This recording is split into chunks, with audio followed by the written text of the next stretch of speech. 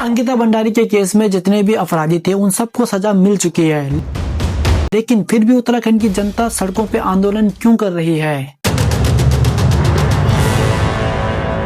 क्योंकि special service वाले VIP को अभी सजा नहीं मिली। एक महिला सामने आती है और कुछ कॉल रिकॉर्डिंग सुनाती है और कहती है कि वीआईपी बीजेपी का एक बड़ा नेता है।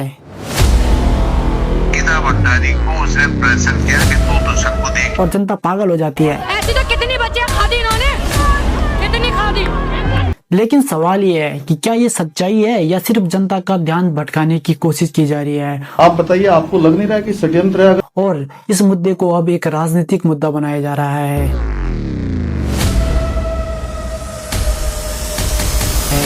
हाय हेलो नमस्ते, पहला प्रणाम दोस्तों, स्वागत है आप सभी का एक नई वीडियो में।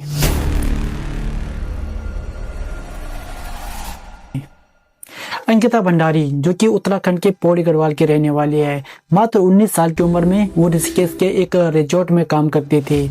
उसे कुछ महीने ही हुए थे जॉब करते हुए कि रिजॉर्ट का मालिक उसे कुछ वीआईपी लोगों के लिए स्पेशल सर्विस के लिए दबाव डालता है,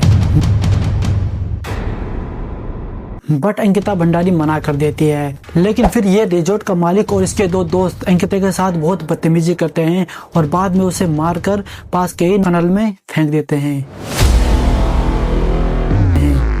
और बाद में लंबी सुनवाई के बाद कोर्ट इन तीनों को उम्र कैद की सजा सुना देती है। ये केस लगभग यहाँ पे खत्म हो ही गया था, बट अभी कुछ दिन पहले ही एक महिला अपने सोशल मीडिया पे आती है और कुछ रिकॉर्डिंग सुनाने लगती है। उसमें ये दावा करती है कि जो वीआईपी था वो बीजेपी का एक बड़ा नेता है। ये सुनने के बाद तो उत्तराखंड की जनता एक बार फिर से इस मुद्दे को बहुत ऊपर ले जाने वाली है, क्योंकि जनता की मांग साफ है कि जो भी वीआईपी है उसे सजा होनी चाहिए, चाहे वो किसी भी पार्टी का हो, कोई भी हो।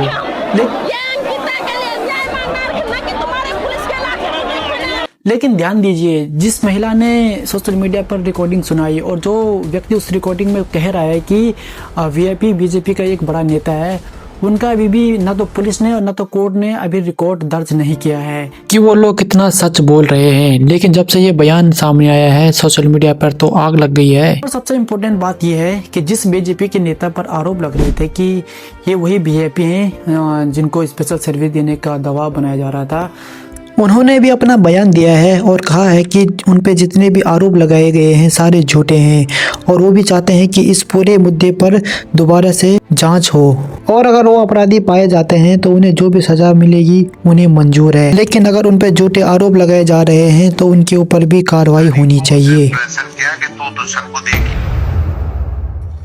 और अब एक सवाल और उठाया जा रहा है कि लगभग 3 साल बाद इस मुद्दे को फिर से उठाया जा रहा है, तो इसके पीछे सिर्फ न्याय है या फिर राजनीति?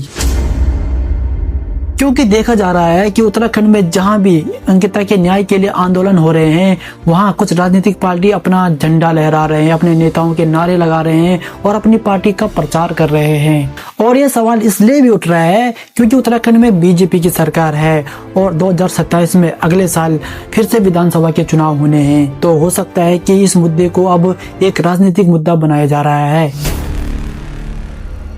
और अंत में मैं यही कहूंगा कि ऐसे मामलों में राजनीति ना हो तो बेहतर है, क्योंकि किसी ने अपनी बेटी को खोया है और तुम राजनीति कर रहे हो।